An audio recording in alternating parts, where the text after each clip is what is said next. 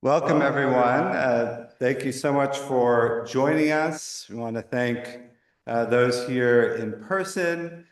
Say hello to our friends joining us on Zoom as well.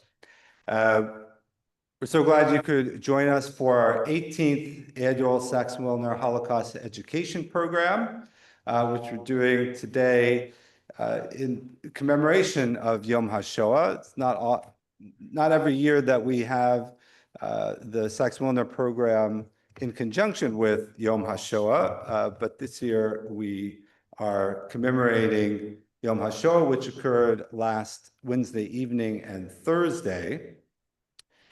First, if you could please silence your cell phones, we'd very much appreciate it. Also want to make you aware of the emergency exits in case they might be needed. There's an exit to my left through the double doors that will take you almost immediately out of the building. You turn immediately to your left and you'll get out of the building. To my right, there is also an exit that takes you to a hallway. If you turn immediately to the right, you will go down the hallway and exit the building.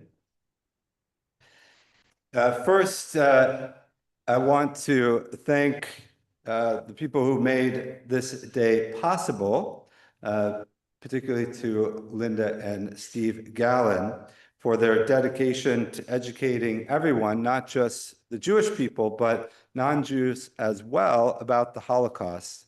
And we are grateful for the commitment that you made to this program over 18 years ago. And here we are still today commemorating the Holocaust and coming together as a community for education.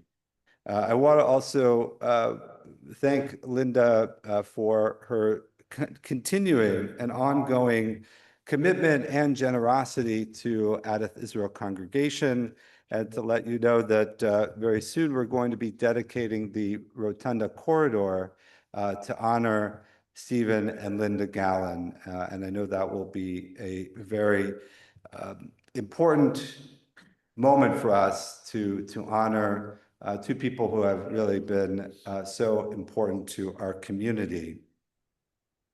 I want to thank also Laurel Cantor for her graphic design for the program. I want to thank as well Bernice Abramovich for PR, Jennifer Pistoso and Shirley Price in our office for their help in preparing for today.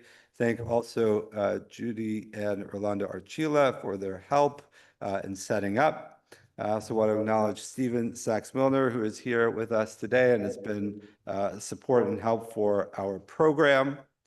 I want to make mention of Rabbi Daniel Grossman of blessed memory, who was instrumental in bringing the Sacks-Wilner program to Adath, together with Hedda Morton, who have run so many wonderful and educational and meaningful programs over many years.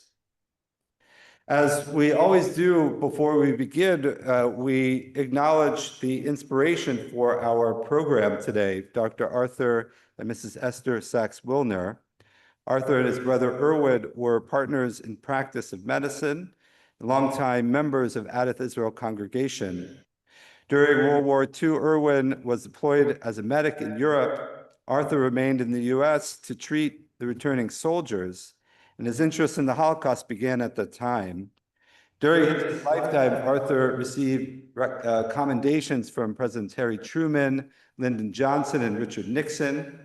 He was also honored with the State of New Jersey Joint Legislative Resolution by Shirley Turner, then Assemblyman Reed, now Mayor of Trenton, Reed Gassiora, and then Assemblywoman and current Congresswoman Bonnie Watson Coleman. Arthur had a wonderful life and a wife who supported whatever he did fully. It's due to Esther Sacks-Wilner that we have the Holocaust Education Program. She made it clear that she wanted Arthur's name to live on, and it certainly has in the 18 years of Holocaust education programs that have been given in their names. So we're going to begin our program in a moment, and I should say that 18, of course, is a very important number in Jewish life. 18 stands for Chai, which means life. And I think it's quite appropriate that today we have a program that really is dedicated to life. Our speaker is Dr. Alex Kor, who wrote a book called A Blessing, Not a Burden, which chronicles his parents' lives, as well as how they positively impacted Dr. Kor. And that to me embodies the very idea that when we commemorate the Holocaust and we learn about the Holocaust, it's very easy to be consumed by death. But there is so much life that is a part of the story as well. The lives of the survivors who made their way after the war and the lives of those who were impacted. And here we have a testimony from the child of survivors to speak about the life that he was given by his parents. Originally from Terre Haute, Indiana, Dr. Kor is the son of two Holocaust survivors, Michael and Eva Mozes Kor. He has a BS in chemistry from Butler University, an MS in exercise physiology from Purdue University. He received his doctor of podiatric medicine from the Scholl College of Podiatric Medicine in Chicago. Dr. Kor is a full-time podiatrist for Hendricks Regional Health in Danville, Indiana, and is a clinical assistant professor for Mary University College of Osteopathic Medicine. Known for knowing the importance of being the son of two Holocaust survivors who have both passed away in the last few years, Alex feels an obligation to tell their stories. Since 1985, he has traveled to Auschwitz more than 20 times with his late mother. He is a member of the Candles Holocaust Museum and Education Center Board of Directors and assisted in establishing an exhibit, Eva Kor from Auschwitz to Indiana, to honor his mother in downtown Indianapolis at the Indiana Historical Society. So our program is going to begin. I want to invite Alex to come up. We'll have a few minutes of his presentation and then questions, and then we'll continue with a commemoration, some moments of commemoration, and then some songs from Sharim v'Sharot. So please join me in welcoming Dr. Alex Kor. Thanks. As long as that microphone stays better than this. It's okay. I think this should be good. Hello, good afternoon. Give me 1 second here.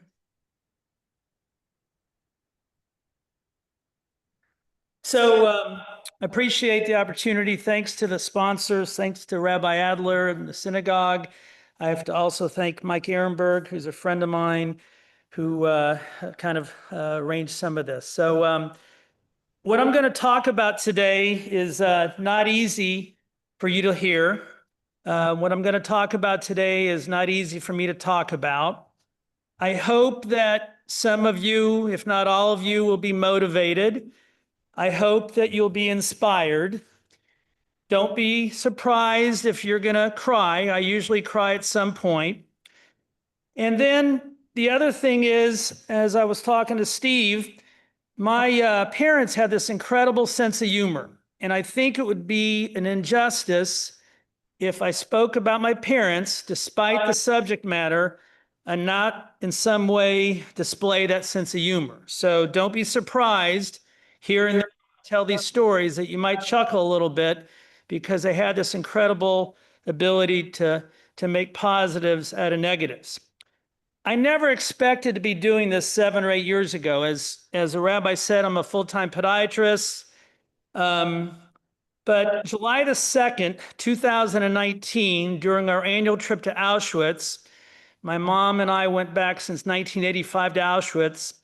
I've been back over 30 times now. We had a full day at Auschwitz that day, and I'm in the hotel room with my mom. And I think she was playing on social media, which she did a lot. And I said, Mom, you're 85 years old. It's about time maybe you start thinking about slowing down. She looked at me like I had two heads, and she said, Alex, how can I slow down? There's so much hate, anti-Semitism, bigotry, racism in the world. Unfortunately, my work is needed more than ever. And unfortunately, 2 days later, in the same hotel room in Krakow, Poland, my mom died. So I never had the opportunity, I always regret the fact I never had the opportunity to ask her what my role should be. And so with that in mind, I'm going to talk a little bit about my dad, a little bit about my mom, and talk about some of the things that they were involved in, and then a little bit about me. And then we might, with technology being helpful, we might have a little surprise for you.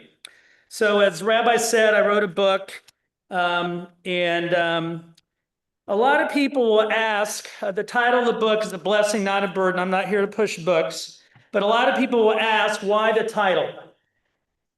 When I was 26 years old, and a friend of mine from podiatry school knows this well, when I was 26 years old, I was in the middle of podiatry school and I was diagnosed with cancer. It had spread to my lung, and I thought I was going to die.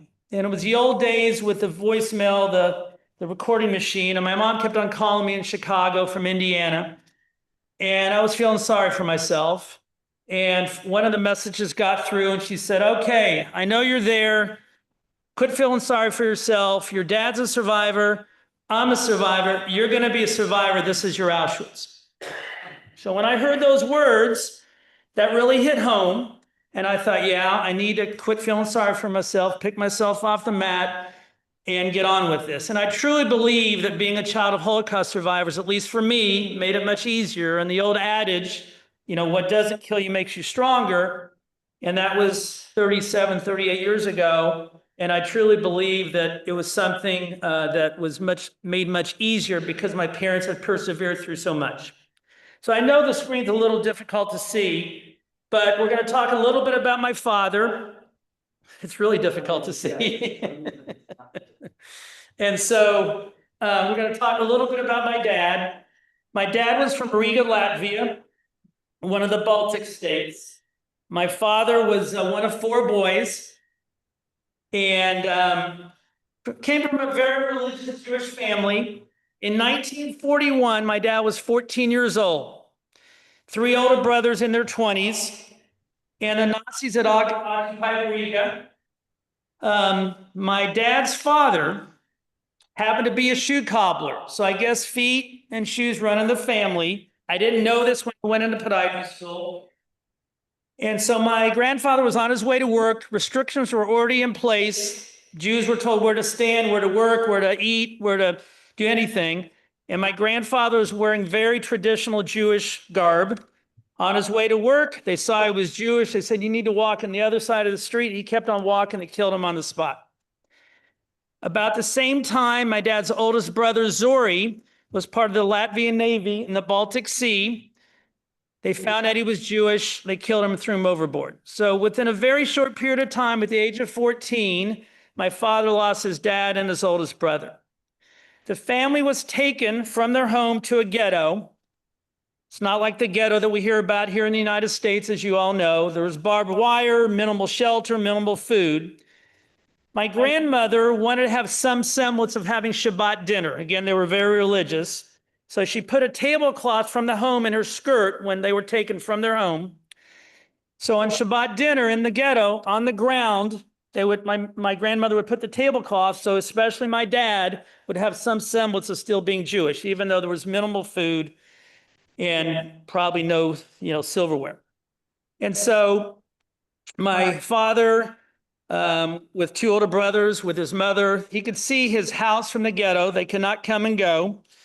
And then at one point, they're going to liquidate the ghetto. What does that mean? They're going to decide who's going to live and who's going to die. And so they would put women, elder, young children on one side, younger men and middle-aged men that could work. My dad's two older brothers went to the side where the middle-aged men would work, My dad was kind of a mama's boy, age 14, so he went with his mother. She knew what was going to happen. They were going to be killed. So she pleaded with my father, go with your brothers. No, I want to go with you. If they kill you, my life's not worth living. She won the argument, obviously. So my father went with his two brothers. On November the 30th, 1941, there was a massacre at the Rumble of Forest near the ghetto. My grandmother was killed, murdered.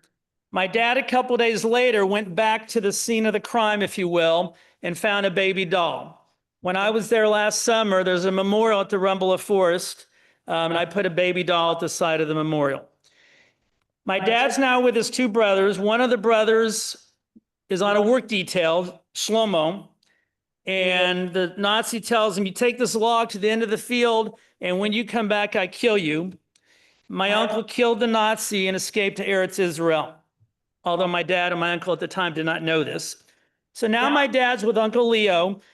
They are taken from the Riga ghetto to Kaiserwald, a smaller camp, and then Stutthof, which is near Gdansk, Poland. The percentage of people that survive Stutthof is minimal. And then now, if we recreate the story, March of 1945, my dad's been in camp over 3.5, 4 years. My dad and my Uncle Lee are outside of Buchenwald. The rumor was that, that the Americans were in the area to liberate. And my dad and my uncle were being told they're going to be taken to a safer area. And so they're on a death march, in effect. And my dad and my uncle are thinking, well, there's a point they're going to kill us. So my father's now 18 or 19, Nazis on both sides. If you fell or you tripped or you tried to run, they would shoot you. So my father is thinking, well, they're going to kill us. I'm going to make a go for it. So they're going around a ravine, a little break between two Nazis, and he makes a run for it. When my dad would lecture years later, everything was sports analogies, and you'll find out in a second why. When my dad started speaking in the 1990s, the Indianapolis Colts had a running back named Edgerrin James. So my dad would tell kids when he was running from the bullets, he was running like a linebacker or a running back trying to dodge tacklers. So he ran and he ran and he ran. They shot after him, they missed. Then for the next several hours, there's fierce fighting. He thought it was the Americans, but he wasn't sure. Now he was just hoping that he wasn't going to be killed by an errant bullet or a grenade. And then there's silence. And then for about 2 hours, there's nothing. And then he hears a weird language. My dad was great with languages. He knew it wasn't Hebrew, it wasn't German, it wasn't Latvian. He thought, well, maybe it's the Americans or the British. He came out with his hands up. He has lice all over him. Clothes are raggedy. 2 American GIs, one of which, Wendell Knox from Oklahoma City, Oklahoma, gives my father a Coca-Cola. He asked him, how's it feel to be free? When I was a little kid years later, I never knew what Pepsi was. We had Coca-Cola breakfast, lunch, and dinner.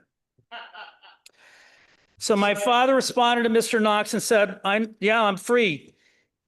The leader of this battalion was Lieutenant Colonel Andrew Neff from a place called Terre Haute, Indiana.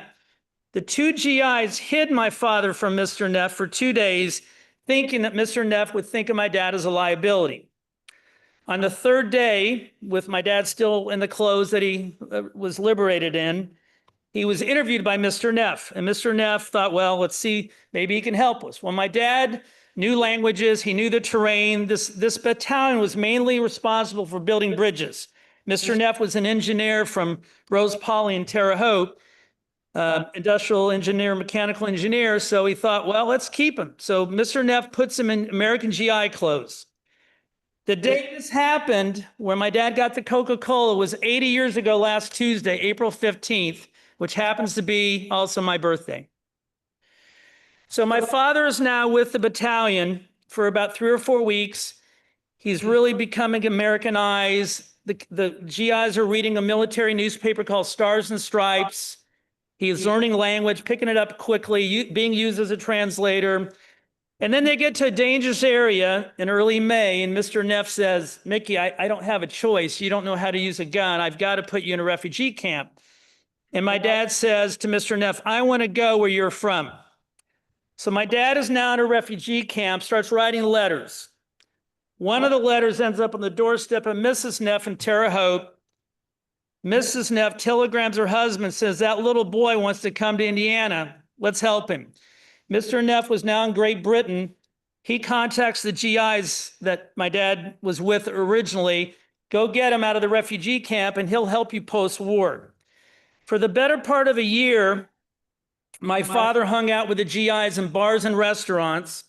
If you look very closely, and it's really hard to see, this is in Vienna. It's a Coca-Cola malt in a restaurant, and everything was Coca-Cola. And my dad was writing letters back and forth to Terre Haute. My dad's 4 years of high school was 4 years of concentration camp. So Mr. Neff is now in Terre Haute contacting the local school corporation and say, look, we got to get this kid over. He needs an education. All the letters my dad was sending, Mr. Neff was using to get him enrolled in the schools. So May 11th, 1946, my dad is on a boat called the SS Marine Flasher, 700 Holocaust survivors leaving Germany, ends up in New York, ends up taking a train to Terre Haute. When my father was a little boy, all the sports he played were soccer. Well, here in Lawrenceville, New Jersey, as well as in Terre Haute, Indiana, 1946 or 47, there was no soccer. In Indiana, everybody was playing basketball. So my father on a good day was 5'2". So he was supposed to have 3 years of high school. He gets through it in 1 year because he was acing these classes. He wants to be a pharmacist. The family he lives with lives next door to the Neffs, and they own a pharmacy. So he's now going to be a pharmacist. So he enrolls at the local college in Terre Haute. This is where the sports come in. And that college is Indiana State Teachers College, which is now Indiana State University. And my father finds out the first semester he's going to take the gym class, and the gym class is being taught by the basketball coach. So I don't know if anybody's a basketball fan here, but that basketball coach in 1946 and 47, you may not be able to see it, is Coach John Wooden. Coach Wooden was from Martinsville, Indiana, was an All-American at Purdue. His first college coaching job was in Terre Haute at Indiana State Teachers College. My dad had an accent. Coach Wooden knew he was from Europe, didn't know the whole story. But my dad, I don't know about you, but when I was in gym class, I never studied. My father studied like crazy. So Coach Wooden takes my dad aside, says, Mickey, I know you want to get an A. You're going to get an A, but I need you to take the class next semester since you're such a good influence on these younger kids. So they became friends. The next year, Coach Wooden goes to UCLA. For those of you who don't know, he won 10 national titles. My dad goes to pharmacy school at Purdue, finishes pharmacy school, and then we'll put the story together, but comes back to practice pharmacy in Terre Haute. Now we're going to kind of switch gears, talk about my mom. Some of you may know who my mom was when you hear the story. My mom is from Hungary, Romania, the Transylvanian Valley. My mom and my dad did not know each other at all during the war. My mom also from a very religious Jewish family. There were two older girls, and my grandfather, who I'm named after, Alexander, desperately wanted a boy. So now my grandmother, my mother's mother, is now pregnant again. The midwife comes to deliver, and out comes a girl, Miriam. But then the midwife says, oh, there's another one coming. And with great disappointment, my mom, Eva, enters into the world. My mom, as a very young girl, always thought that her dad blamed her for being a girl. And she would say, Daddy, I can't help it. I'm a girl. And anytime the girls got in trouble, my mom would always be the one punished. A couple anecdotal stories. And the picture there, it's hard to see, but my mom and my aunt were identical twins, always dressed alike, always looked alike. If you see pictures of my mom, she's always on the left side. I don't know why. My mom on the left, my Aunt Miriam on the right. They were about 5 or 6 years old, so it's 1940 or 41. After dinner one night, the girls are put in a room to play with dolls, and my mom could hear her parents listening to somebody on the radio. So she puts her ear to the door, and she hears somebody in German saying negative things about the Jews. It was Hitler. So at the age of 6, my mom tells her father, Daddy, why don't we leave? I hear something bad's going to happen. The intuition 6-year-old, it's hard to understand. But her dad said, "Oh, little girl, you don't know what you're talking about. Just go back and play with your dolls." But sure enough, the next year, my grandfather Alexander and his brother did go to Palestine and check things out in case things got bad in Europe. If you know history, Hungary, Romania, 42 was still relatively safe. They had been annexed, but the Nazis had not invaded. He came back from the trip to the Middle East and said, well, this would be an option. And then my grandmother said, well, how can we travel with these two 6, 7-year-old girls? And so in 1943, my mom's teacher changes. So my mom and my aunt remember a math equation. If you have 5 Jews and you kill 2 Jews, how many Jews are left? My mom and my aunt would talk to their mom and say, well, how come we have to deal with this? And their mother, my grandmother said, well, we just have to take it because we're Jewish. We don't have a choice. And my mom never understood that, never understood that. So in 1944, similar to my dad, they're put in a ghetto. The Hungarian gendarmes, the Hungarian Nazis take them from their home, and then they're put on a cattle car. On the cattle car, there were 100 people. There was a little peephole, and my grandfather was in charge of communication, and every 8 or 9 hours, the cattle car would stop, and they would get a little spritz of water for 5 gold watches. And this went on for 3 days. If you had to go to the bathroom, that was a corner. If you died, the other corner. 100 people in a cattle car, no seats. Then all of a sudden, the cattle car starts slowing down prematurely, and they figured they were in trouble. So they stop at this place. They don't know where it is. And all of a sudden, the cattle car doors open. My mom and my aunt and the family are at the selection platform at Auschwitz.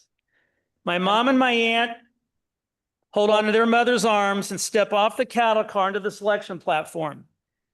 As she does this, she realizes, and she's 10 years old now. My mom and my aunt were 10.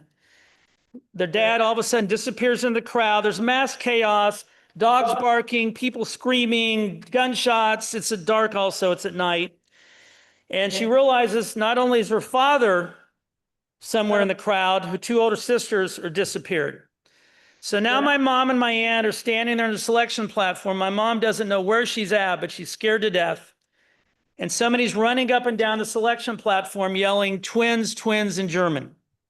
Again, my mom and my aunt looked alike, dressed alike. They approached my grandmother and said, are they twins? Before she says the word yes, 3 Nazis jump out and separate my mom and my aunt.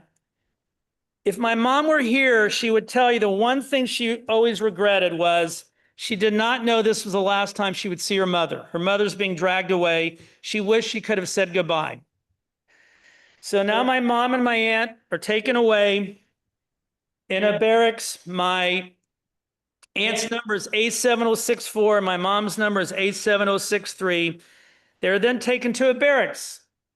All female twins, ages 3 to 13. My mom and my aunt were raised to be kosher. That night they're given bread, or what looks like bread. And my mom and my aunt tell one of the older twins, oh, we're not eating this until we see our parents, and we're not eating this because we don't think it's kosher.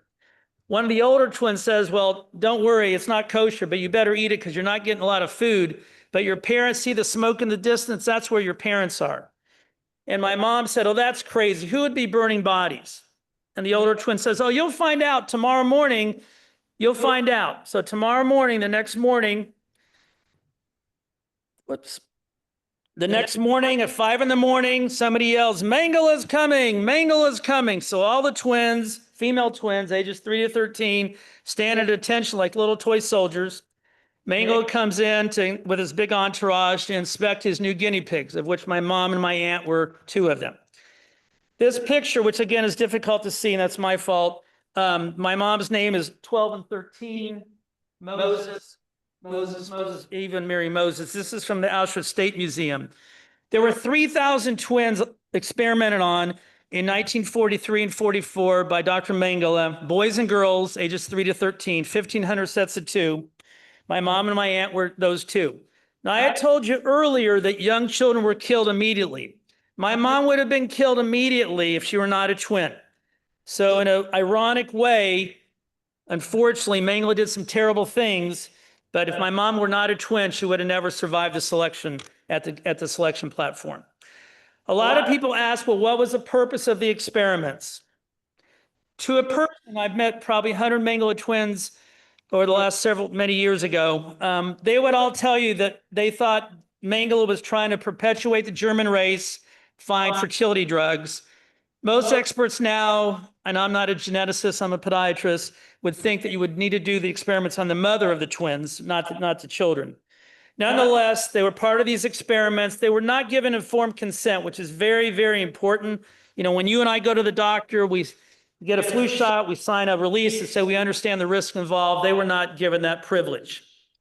And so these experiments started in May of 44, and not to compare pain, but by May of 44, my dad had been in camps for 3.5 years. And just to give you a couple other anecdotal stories, in August of 44, one day there was no guard outside the guard tower, so my mom takes a step out and sees a plane circling Auschwitz. She looks really close, and it had a smoke signal, and on the back of the plane was the American flag. When I heard this story, I was probably in my late 20s, early 30s. I said, wait a second, Mom. There's no internet, there's no TV. How in the heck would you know that that was American flag? She said, well, Alex, when I was a little girl, we had an aunt in Cleveland, Ohio. And every 3 or 4 months, we would get letters from Cleveland, Ohio. And I opened up the letters, and on the envelope, I saw the stamp. That stamp matched the plane. So the reason I tell you this is my mom would tell you that she had to think like an adult. Even though she was 10 years old, every day was a possible day to die, another possible day to live. The experiments continued through November of 44. By November of 44, the Nazis, they could, like my dad, they could sense they were losing the war. January of 1945, they're now in Auschwitz I. There's 2 main camps, Auschwitz I and Auschwitz II, which is Birkenau. And they were in a building, block 23. It was snowing sideways. One of the older twins says, well, wait, I see something in the distance. It was the Ukrainian army, the Soviets, coming on January 27th, 1945 to liberate. They didn't know what they would find. Out comes these female twins. This is my mom, my aunt. The 2 ladies in white are Red Cross ladies. The 2 twins here, the Changara twins, to my knowledge, they are the only sets of twins still alive. They live in Israel. So they were liberated. This video, it's from a video, really it was not January 27th. The Ukrainians came, they said, we're coming back in a couple weeks. If anybody knew my mom, she liked attention. So they came back a couple weeks later with these big motion picture cameras. I've seen the video. The video starts and my mom's in the middle of the line. I theorize she saw a camera at the end of this runway and ran with my aunt to the front so she would be in the front of the line. And so after the war, where would they go? The mother of the Changara twins was a friend of my grandmother. She got them to their home 8 months later. They were hoping, surely they were now 11 years old. They just had a birthday. At age 11, they survived. Surely their parents had to survive. So they get to their home only to find the family dog. My mom would tell you that the Nazis killed people, didn't kill dogs. So eventually they end up in Israel. My mom was in the IDF. My aunt was a nurse. My mom was a draftswoman. They looked alike. At times they switched jobs. I would hate to be the subject of my mom drawing blood. My mom was about 15 or 16 when she first got to Israel, and they were in a kibbutz. All Holocaust survivors, all teenagers, boys and girls. I once asked my mother, how was it being in a kibbutz when you were 15? She goes, Alex, it was great. I learned how to say I love you in 10 languages. So my father went to visit Shlomo, the one that killed the Nazi. He was working at a newspaper. My mom would never tell this part of the story when she lectured. So with her approval, I tell this story. There was no internet dating in 1959 or 60. So my uncle Shlomo worked at Mahariv, which is an Israeli newspaper. And my dad was coming to visit Shlomo, and my mom saw a personal ad in the newspaper and responded to the ad. My uncle had put the ad in. My mom spoke no English. My dad spoke no Hebrew. My dad, on the 3rd date, asked my mom a question. She said yes. He put a ring on her finger. They were married. True story. So they ended up coming back to Terre Haute. If you're keeping track of the T's, my mom went from Transylvania to Tel Aviv to Terre Haute. So I have a younger sister, and a little bit about growing up in Terre Haute. My first language in Terre Haute, Indiana was not English, it was Hebrew. I used to be fluent. When I go back to Israel, I start thinking in Hebrew. It's really bizarre. By the time I was 5, my dad said, we got to teach this kid English because schools in Terre Haute, they're not teaching Hebrew. So I learned how to speak English. I thought I had a normal life. We talked a little bit about the Holocaust. I knew very age-appropriate things about my parents' past. And just to give you one little story, my sister, who's 2 years younger, I was 7 years old. My sister was 5. And she was playing at the next door neighbor. Next door neighbor's not Jewish, not a Holocaust survivor, 5-year-old sister. They have dinner. And we used to see, when my mom did the dishes, we were used to seeing my mom's number. So my sister's saying, Mrs. Baker, as she was doing the dishes, where's your number? I thought all mommies had numbers.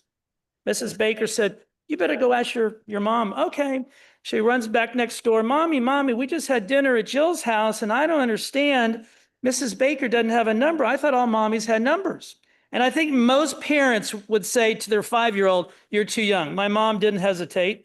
She said, look, Rena, remember your father and I told you and your brother that bad people did bad things to us.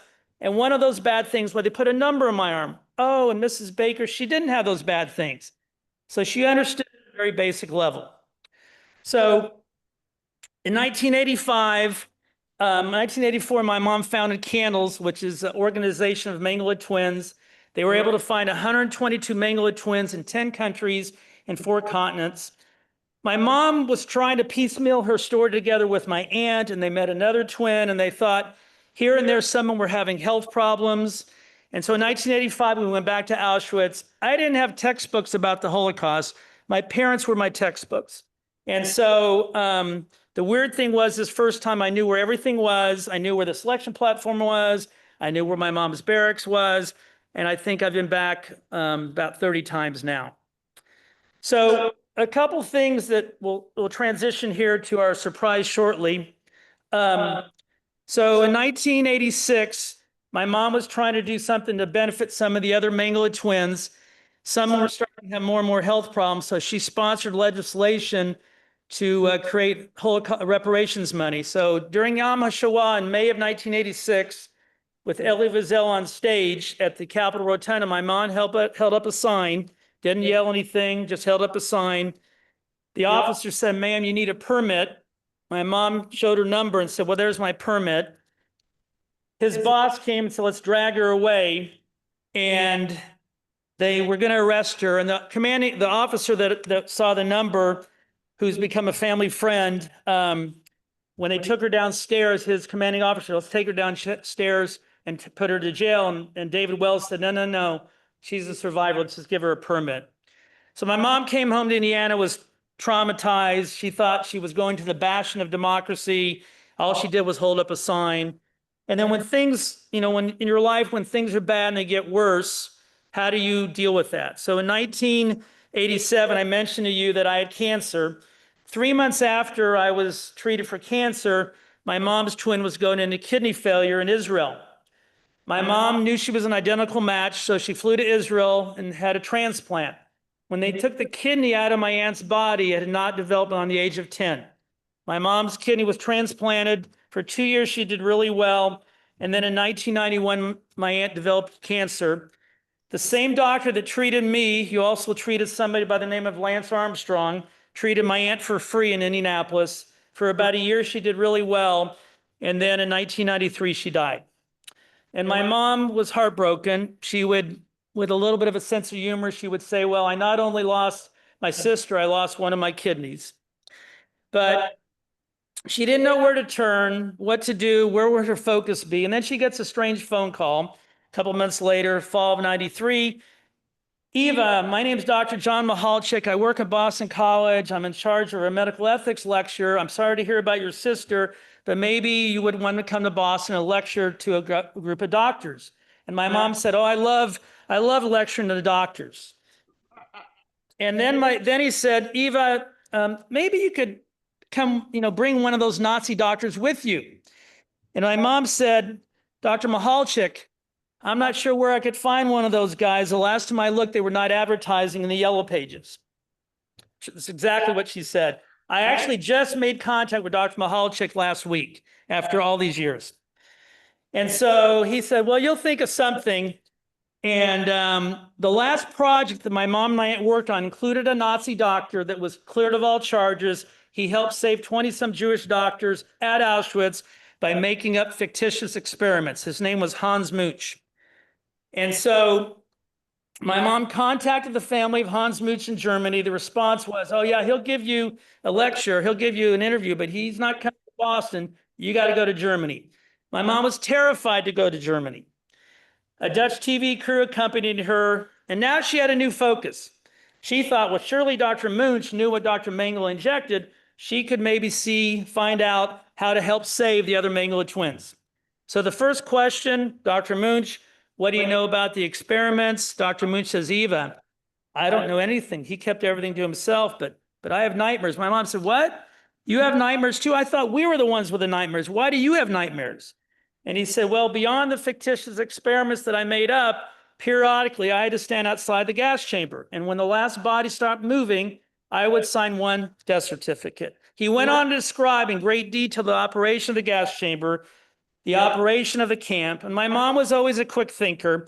And she said, Dr. Munch, in over a year, we're going back to Auschwitz for the 50th anniversary of the liberation of the camp. Would you come with us and tell the world what you just told me here in your living room? He said, of course.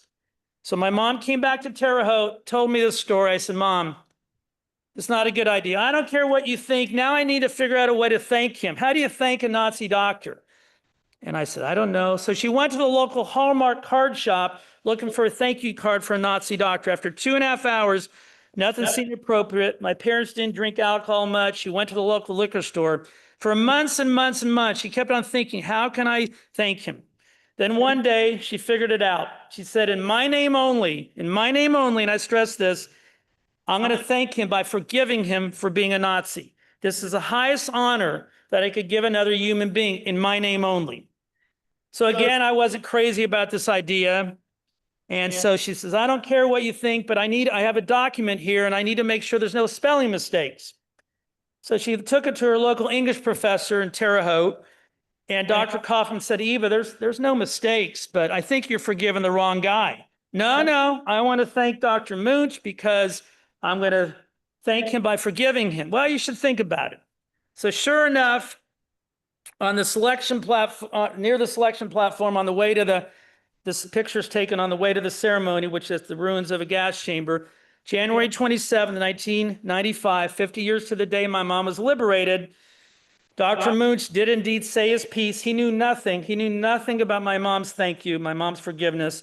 He told the world what he had just told my mom. He did show remorse, but he knew nothing about the thank you. And then my mom did thank him and forgave him in her name only. She knew she was giving him a gift. She didn't realize until months later that she was giving herself a gift. She no longer had this chip on her shoulder. She no longer despised her parents. She no longer hated herself for hating her parents. She no longer had this hate in her life. So she decided in her name only she would forgive herself, her parents, Dr. Mengele, Dr. Munch, and all Nazis. And the last part I get completely when people confront me about that. It's a little bit of a controversy. How could you forgive all Nazis in your name only? The reason my mom did that, she didn't want in 2 or 3 or 4 years another Nazi doctor to say, well, I worked alongside Mengele. Why don't you forgive me too? She wanted to move forward. She did not want to have to go in the past. So I truly believe that my mom lived another 24 years of her life, much healthier, much happier. Hard to see these pictures. She was on Twitter. She's still on Twitter. The middle picture says soulmate on her foot. Back then, I was still single, still Jewish, and still looking, which I still am. So she was trying to promote my singlehood. And then she had a lot of interesting friends along the way. Let me switch gears, and then hopefully you have a few questions, and we're going to see if the technology works. So, oops, there we go. Eva, tell us about high school. She's afraid of the camera, I think.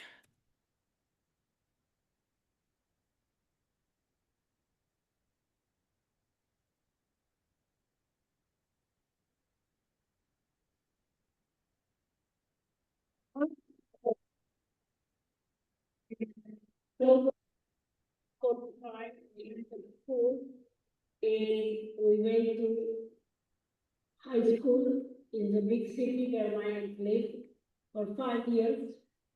And we were just about ready to, at age 16, we were very advanced, ready to get our high school diploma. But because we got our visa, we were not willing to stick around. So we left Romania without a high school diploma. I arrived in Israel, speaking no Hebrew. Now we had to learn Hebrew and learn about Jewish history, Jewish literature, language, and Bible. And Bible was the biggest problem. I had to learn 40 chapters by heart, which I couldn't possibly learn. And I flunked Bible 3 times. I could not get my high school diploma in Israel. And so I arrived in the United States after I married my husband without a high school diploma. I learned a lot of English. I learned English very fast, and one of the best ways, in addition to watching television, was that my children were growing up and their parenting. And love was very, because I could understand the word, was the level of my English knowledge. And I read them with great enthusiasm, and I continued to read with my children. And then one of my friends suggested that I knew enough English to get a high school diploma, and I needed a high school diploma because I wanted to be a realtor, and I couldn't go to real estate school without it. So I applied for a test, a GED, and I passed it immediately, got my high school diploma. Now that I have the high school diploma, I am a college student. So I decided to go to school, and actually, a funny story, I took my first class, was Holocaust education, and I went up to the professor and I told him that I hope I wasn't going to flunk his class, because it would have been very embarrassing to survive the real thing and flunk his class. He didn't understand what I was saying, but that was the reason that I took Holocaust 101, because academic work was very struggling to me, and I wanted something that I was familiar with. I went to college for 11 years and graduated in 1990 with a degree, Bachelor of Science. Because I cannot be able to. Maybe I'll open up for any questions. I have maybe one or two more things I'm going to ask her, but I thought maybe, and if you want to ask her a question, I can relay the question. Or if you want to know how this technology works, I'm happy to tell you. But you've been a great audience. Thank you so much. And I'm happy to answer anything you have to ask me. Yes? I'm intrigued by the phrase "in my name only." Could you please expand on the importance of why does she insist on that? What does it mean? Well, great question. In my name only, she knew, my mom knew that people would criticize her. How dare her speak on behalf of other survivors? She knew this. So she didn't want to have to continue to say, well, no, I'm just speaking in my name only. So she would get it out in front saying my name only. My mom would rationalize and say, look, when you have cancer, you have to take your chemotherapy. You don't take the chemotherapy for somebody else. And she would say, look, if you want to try, if you've had somebody in your life that did you wrong and you have all this anger build up and the anger is not helping you, maybe you should try the forgiveness. If you don't like the way it feels, you can take back your anger and no problem. So the reason in my name only is emphasized is that she, and I still hear it and I still understand it, but she did not want to speak on anybody else's behalf. If another survivor came to her and said, how did you do this? She would definitely speak up. There was a survivor in my aunt's village in Afridar near Ashkelon who was on drugs for years, depressed. He ended up learning how to forgive. In the latter part of his life, he got off all the drugs, took kids back to Israel, and kind of in some ways followed in my mom's footsteps. So she was not going around, advocating for people to follow. She wasn't telling them. She just said, this is how I've made myself healthier. At Candles Holocaust Museum, for years, we would have people that would come there to learn about the Holocaust, but at times they wanted to learn how to forgive their grandfather, a coworker, an old girlfriend, an old ex-wife, and she would give lessons on how to forgive. So, and I was against it, but over the years, I've seen so many people. There's a movie done by Ted Green called Eva A-7063. There were two girls that are interviewed that were on the verge of suicide, and they forgave, and now one of them actually converted to Judaism. She lives in New York. So you never know how things like this can affect people of all walks of life. Great question. I've never been asked that. Thank you. Thank you. Any other questions? I know yes, in the back.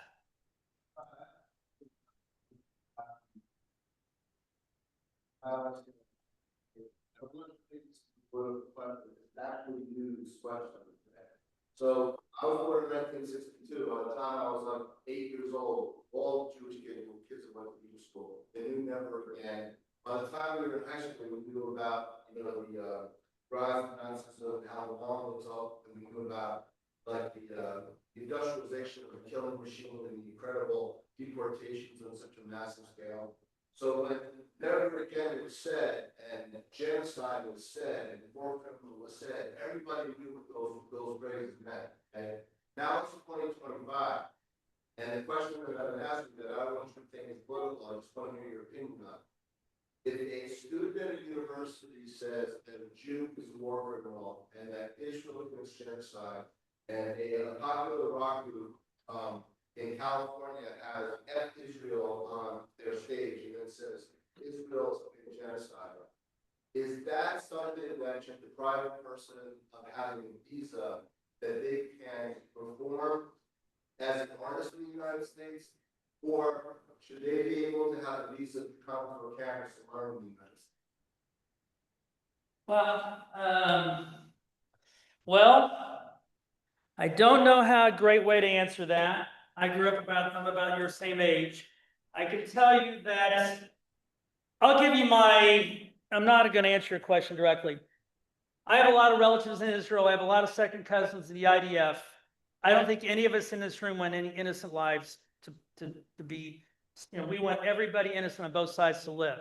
Having said what you just said, I completely understand, the word genocide now is like a bad word because, especially when you bring it up in this topic, usually at some point, some in the audience, maybe not in a synagogue, well, I've had this question come up. So what do you think about the genocide that Israel's doing? I was on a podcast about a year ago, right when the book came out, a Jewish professor at Indiana University. I tell the whole story. And at the very end, he said, well, we've learned something about World War II. Hopefully this will help the genocide in Gaza. I was like, how dare you do that to me? So I don't, I'm obviously not a politician. I'm a podiatrist. I'm a tennis playing podiatrist. I don't really have a good answer other than to tell you that what happened, 80 years ago is 80 years ago. The problem, from my perspective, and maybe this is the best way to answer this, I can only do something about my life and my parents' life. And we all know that Holocaust education does not entirely mitigate anti-Semitism and hate and bigotry, but it's a good start. When the tables are turned and, Israel or political leaders in Israel are called, war criminals, as I tell many people, the last time I was in Israel in 2022, my cousin said, well, see that little village over there? Yeah, they're the ones that throw rockets, and anytime there's skirmishes, but we see them at the grocery store, we say hi to them. So when I heard about that, I was like, you gotta be kidding me. So I know I'm not answering your question. It's a great question. I probably need to think about it more and maybe get back to you. Any other questions? I want to leave my mom with the last word here. No other questions? Okay. let me just.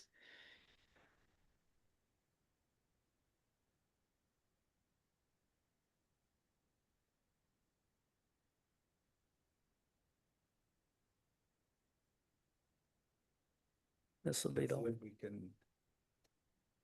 Well, my most favorite song is a Man from La Mancha, The Impossible Dream. I'll try. To dream the impossible dream, to fight the unbeatable foe, to try when your arms are too weary, to reach the unreachable star. This is my quest, to follow that star, no matter how hopeless, no matter how far. I think that's about it I can remember right now. I know to reach the impossible dream.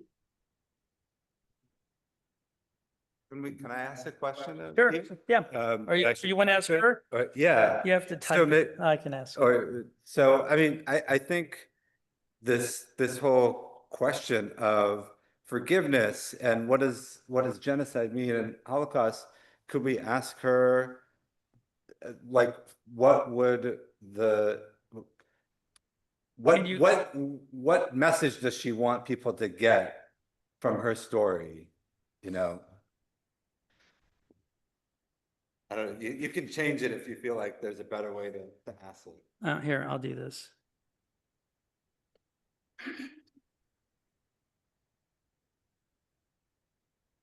And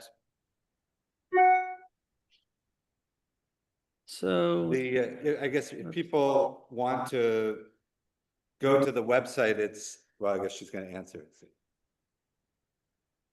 One, never ever give up on yourself or on your dreams. Two, treat people with fairness and respect and not judge them based on some preconceived idea. Three, forgive your worst enemy. Forgive everybody who has ever hurt you. It will heal your soul and it will set you free. so to answer your question, Rabbi, October 7th, 2023, I was at Dachau concentration camp. I was on my way to Serbia to give a lecture at a Holocaust meeting organized by Israelis, and I was using my mom's forgiveness.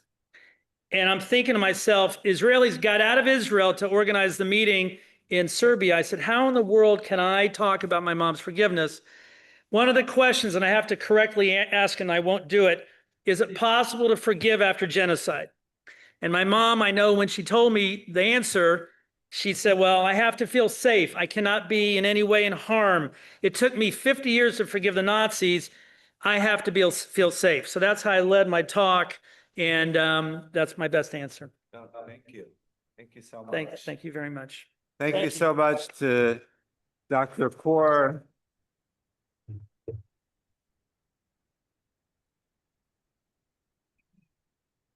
And so it's really amazing, this technology that we are afforded to be able to ask questions of Eva.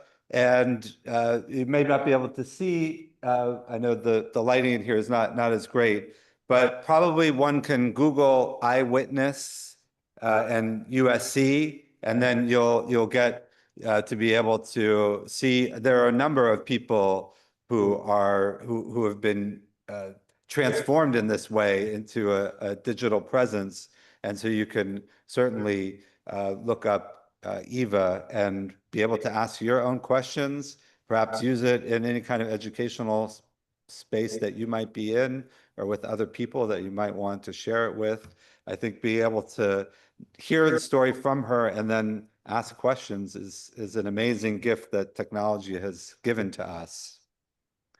So again, I want to thank Dr. Alex Kor. Also, he had mentioned before, but I also want to thank Mike Ehrenberg, a member of our community, who connected us, and it was really the reason why Dr. Kor is here. And unfortunately, he has to leave in a few minutes, to tell his story again in Vineland, New Jersey, not too far away, but it takes a little while. So thank you for rearranging your schedule so you could be here with us.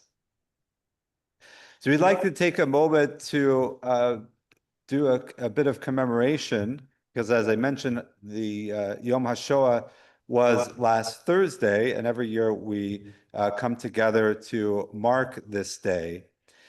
So first, if Dr. Kor and any other of our survivors who are here with us could maybe come up to the front to light the candles. We have 6 candles that we light in memory of those who perished. So we're going to ask you to come forward in a moment as we begin our commemoration.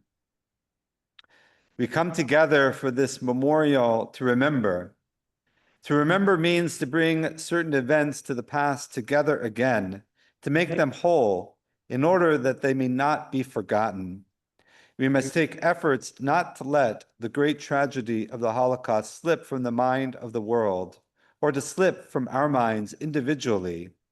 For if the Holocaust is forgotten, the way will be paved for another, perhaps a final destruction. The massacre of 6 million Jews must not be a prelude to a future disaster. Our attitude toward the Holocaust may well determine that of our children and our children's children. What we do today is of extreme importance. And we, those who come together, though from different traditions and different faiths and beliefs, from different communities and different ways of life, today we come together united. United in a shared promise and commitment, a promise not to forget, never ever. Not to forget the cries of the victims, not to forget the silence of the witnesses, and a vow, a solemn oath, a sacred obligation. Never will we stand silent again. Never will we be intimidated from telling our story. Never will we stand quietly aside in the face of evil or terror or oppression. So I invite our survivors and Dr. Kor to come forward as we light the candles of remembrance.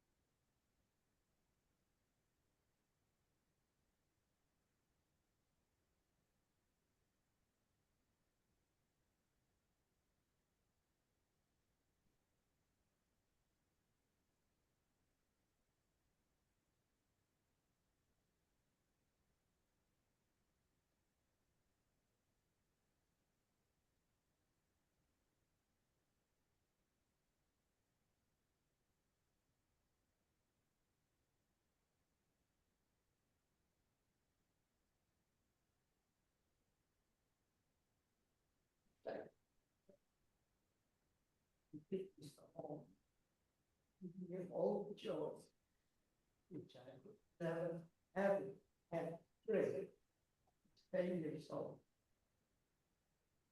The best time.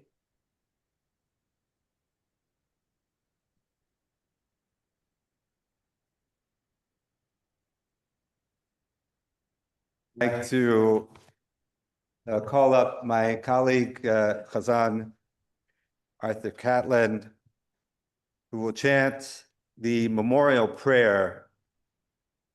Please rise.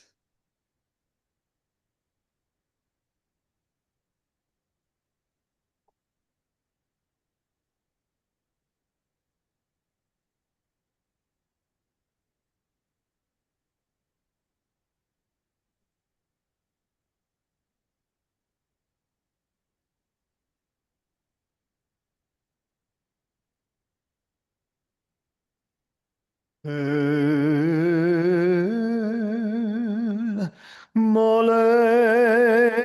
רחמים, שוכן במרומים.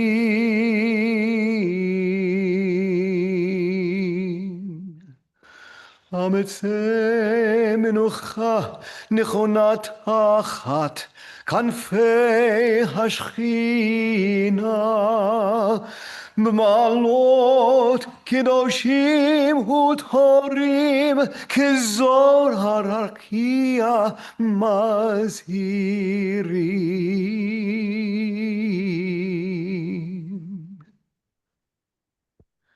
את נשמות כל אחינו בני ישראל, אנשים, נשים וטף, שנטבחו, שנחנקו, שנשרפו, שנהרגו.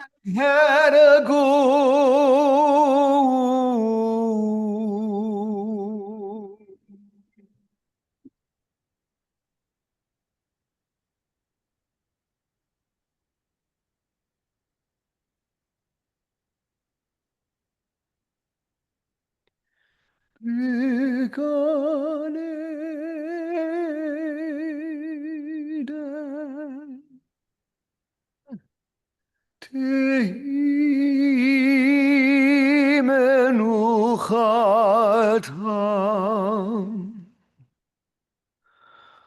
אנה בעל הרחמים,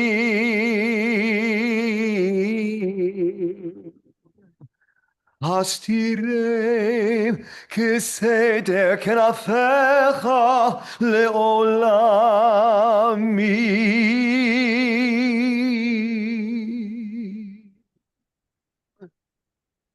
ותור בתור החיים את נשמותיהם, אדוני הוא נחלתם, וינוחו בשלום על משכבותיהם.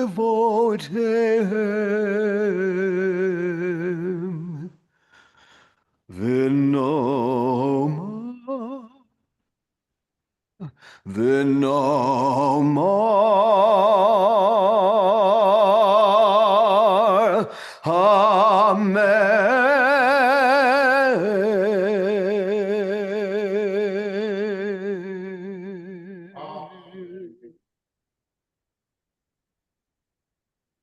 Amen.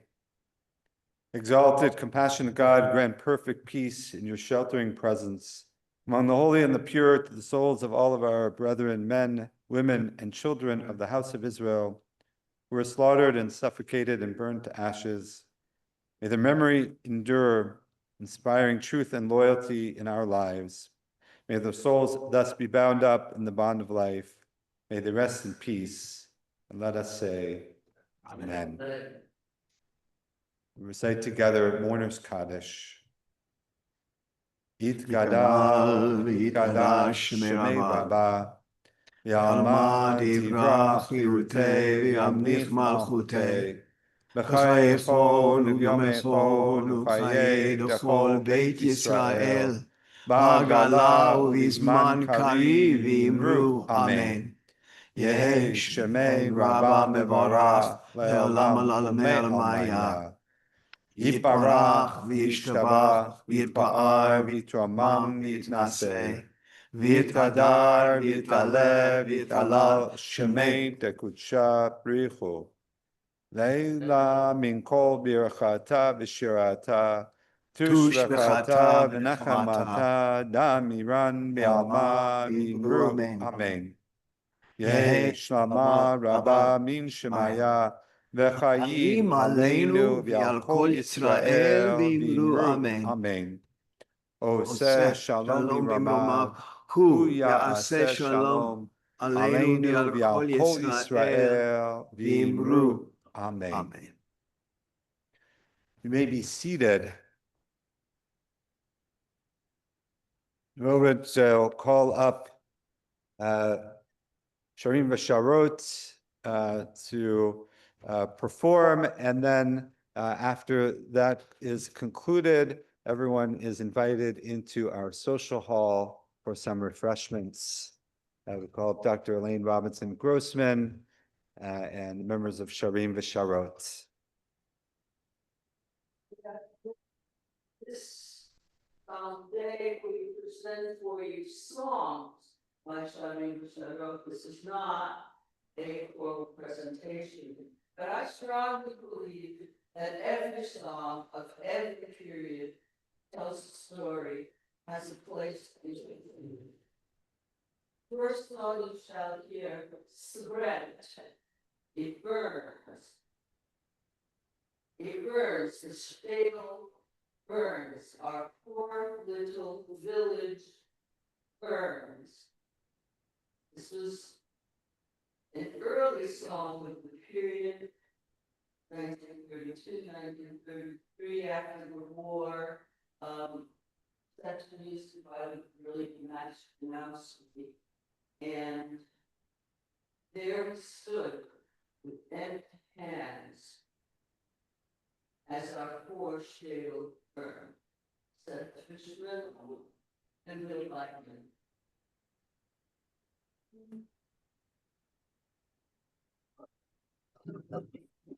Es brennt, brüderlich, es brennt, unser Schatten, Leben brennt. Es brennt, brüderlich, es brennt, unser Ohren steht und ewig brennt. Böse Winden mit ihr Gossen Reisen brechen und zerlosen. Und die böse Winden hudien als Salonschein brennt, es brennt. Brüderlich, es brennt. Und ihr steht und guckt säusig mit verlegter Hand. Und ihr steht und guckt säusig, wie unser Städtel brennt.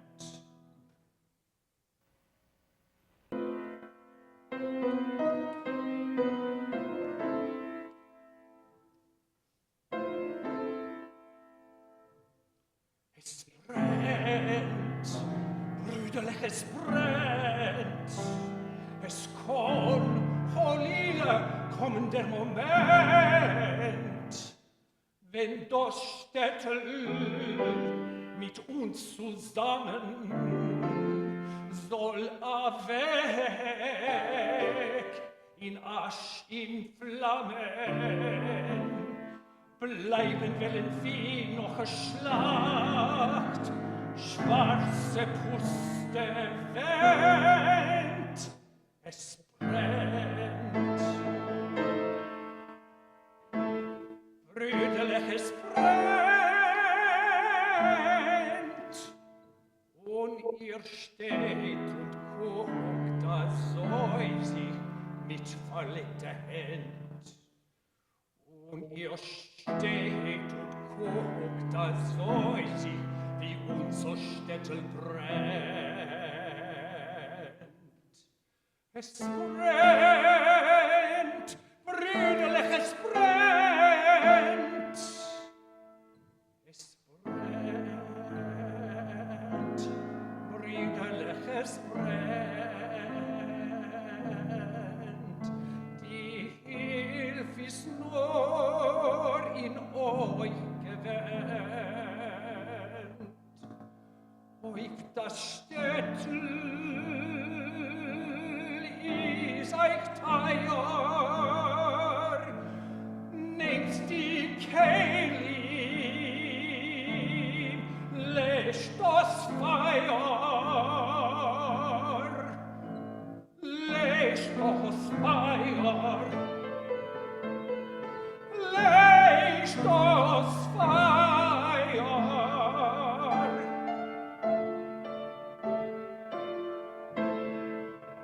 Löscht mit euer eigen Blut, weiß nur, was ihr kennt.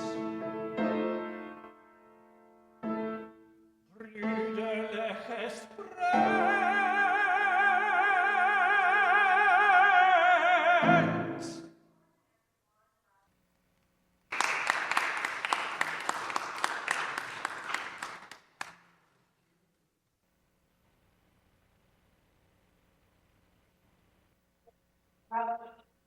Sing a song of the camps on the way to their death. Anima Ani was sung, I believe with perfect faith in the coming of the Messiah, and although he may tarry, I believe. Ani Ma'ami.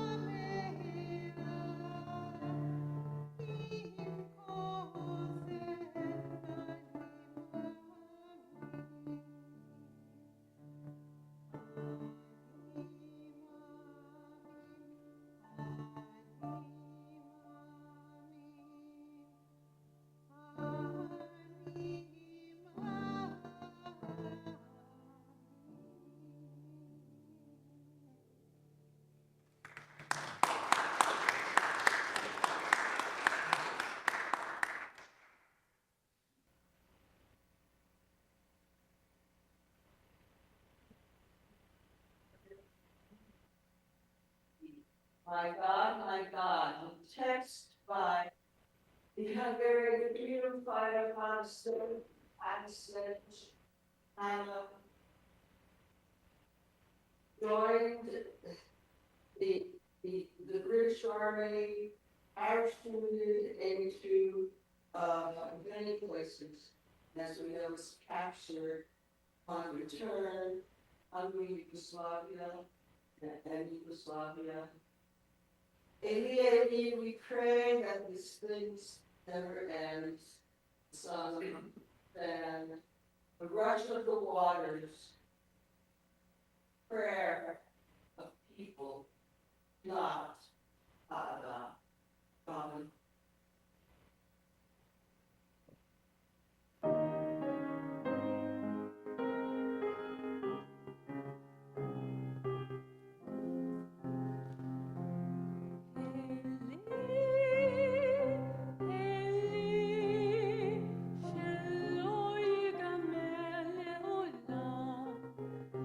Achol ve'ayam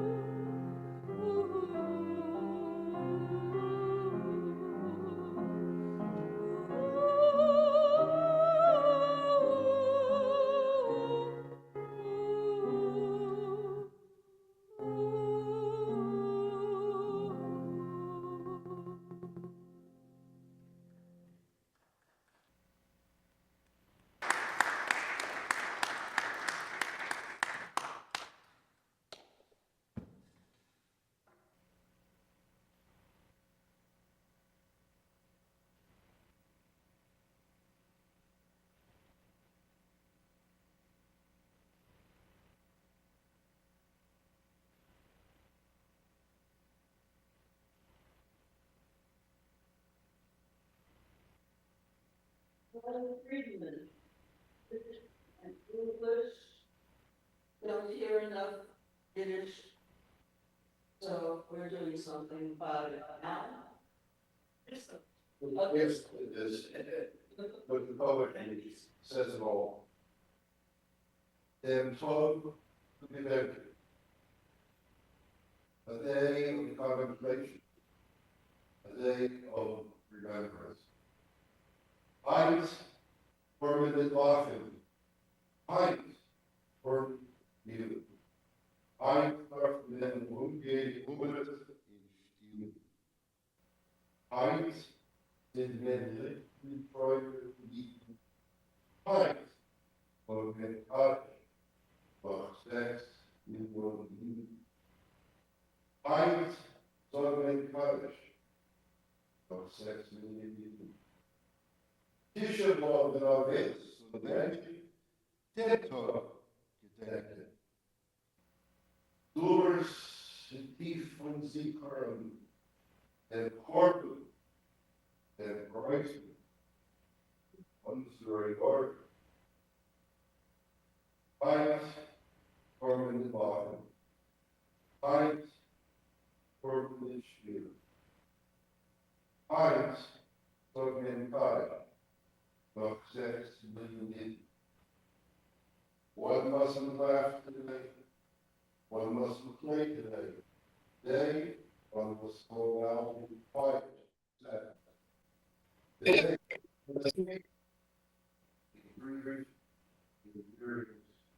today, college is excited in 6 million. But kitchen of in mourning and yearning, we must all remember to this day, etching it into deepest memory throughout the generation. The Holocaust, the great tragedy of our age.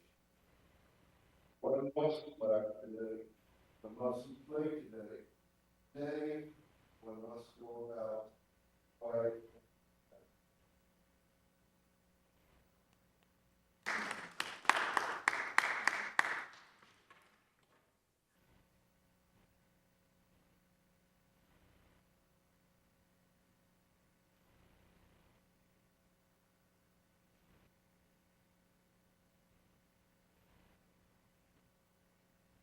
Here's a song of the Philly ghetto. You all know that I grew up in Brooklyn. If not, when my grandfather was very brief. Someone said to me, "You didn't do anything. You didn't fight back." This was wrong. This was a misconception. But I didn't know at that time. That's one of the reasons why studying about Holocaust, our Holocaust, and the Holocaust of 6 million others in that time period and other Holocausts. Very important thing. In the Vilna Ghetto, Serge wrote an anthem for the youth, Jungen Hymn.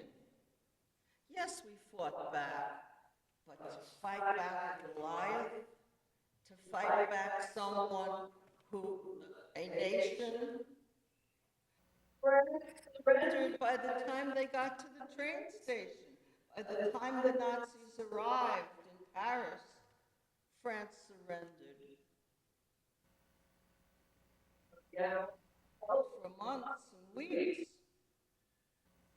And that's why the International Holocaust Day, that's why this Holocaust Day, excuse me, that's why our Holocaust Day is celebrated on the day of the dissolution of the Warsaw Ghetto.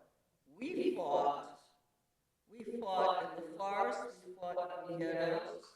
We weren't always successful. But we had the feeling of survival, yes, ma'am.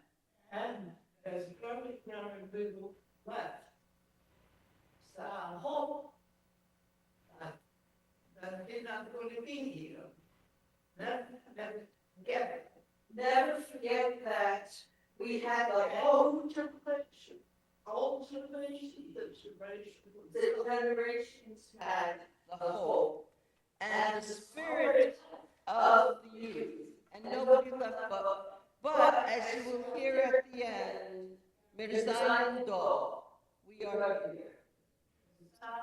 We carry within us no Holocaust survivors, no Holocaust losses in my family that I know about. Yes, a good 80. The Jugend hymn.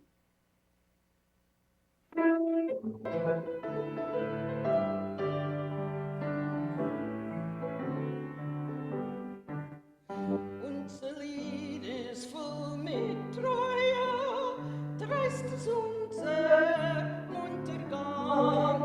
Horst verzeuner steht beim Teuer, stört Jugend mit Gesang.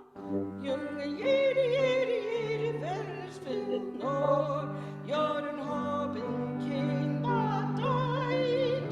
Alte kennen euch den Kinder von der nahe Zeit. When our enemies oppress us, we remember our friends, and our foes cannot distress us, for the darkest night soon ends. Young as everyone who is that way, years don't really mean a thing. All thoughts can be just like children in a newer, freer spring.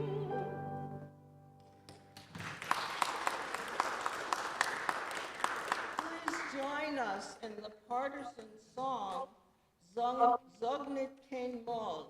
If you know the song, please sing it with us. Next year, I'm going to make sure that there are copies of it available for you. Yes, please stand. Zog nit kein Mol.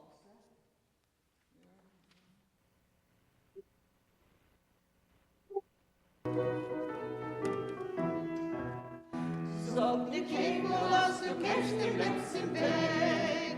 Hoffentlich meine verschreine Politik. Von ohne Welt noch unser Haus gewinnt schon. Sind der Beutel unser Tod mit seinen Droh. Von ohne Welt noch unser Haus gewinnt schon. Sind der Beutel unser Tod mit seinen Droh. Von jenen armen Land ins weißen Land zu Schnee. Wir kommen an mit unser Bein, mit unser See. Und wo gefallen ist der Spitz von unser Blut. Spreizen weg auf unser Bruder, unser Blut. Und wo gefallen ist der Spitz von unser Blut. Spreizen weg auf unser Bruder, unser Blut. Set die Worte zum Magier in unser Kleid. Und in den Nächten wird verschwinden mit der Zeit. Nur auf Versagen wird die Sonne dem Kajor. Wie ab Parolen gehen und sind von Tor zu Tor. Nur auf Versagen wird die Sonne dem Kajor. Wie ab Parolen gehen und sind von Tor zu Tor. Das Lied geschrieben ist mit Blut und Leid und Leid. Sie ist mit den Lieben von der Freude auf der Frei. Das hat auf uns zwischen alle Dinge brennt. Das Lied gesungen mit der Galis in der Hand. Das hat auf uns zwischen alle